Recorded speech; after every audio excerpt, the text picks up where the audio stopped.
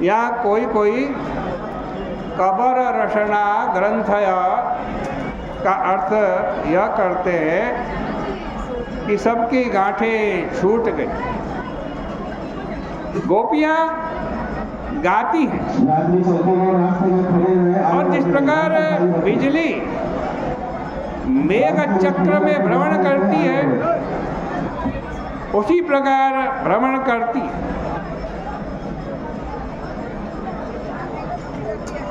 देखो, आप लोगों ने यदि उपनिषद पढ़ी होगी, उनमें से उद्धृत कुछ पदों को ध्यान में दीजिए। तदे जति, एक पद है तदे जति।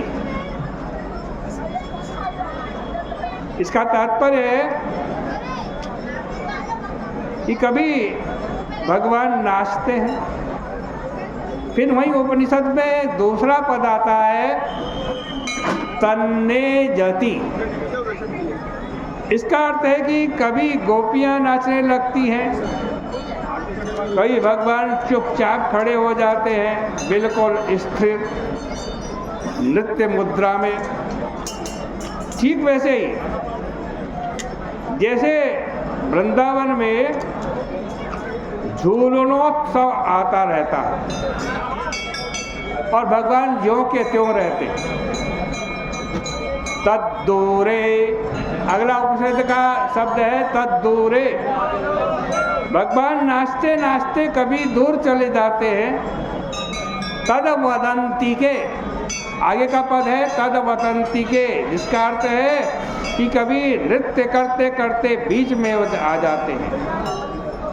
तदंतरस्य सर्वस्य गोपीमंडलस्य, कभी गोपी मंडल मध्यवर्ती होकर नृत्य करते हैं और कभी आज मध्य से बाहर निकल आते।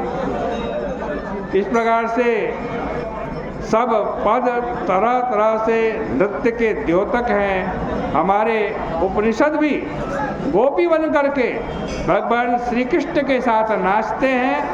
वह उनका आधिदैविक रूप है।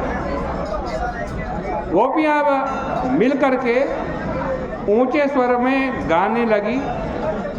तद गीते नेदमावृतम, कोई कोई मुकुंद के साथ अलग होकर के गाने लगी। स्वर जाति रमिश्रिता, भागवत के शब्द हैं।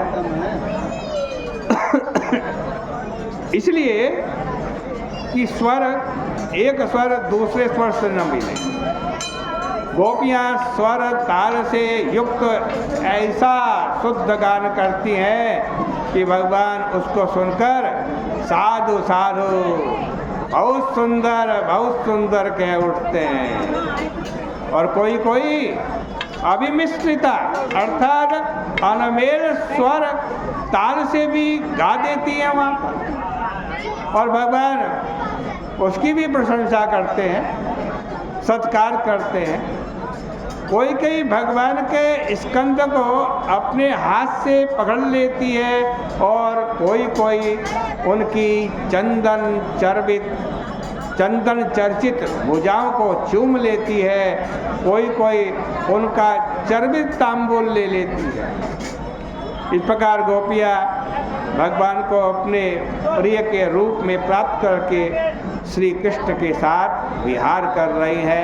ये रास प्रकरण है, बड़ा सुंदर है, लेकिन अब समय परिपूर्ण हो रहा है। आगे की चर्चा कल के प्रसंग में करेंगे।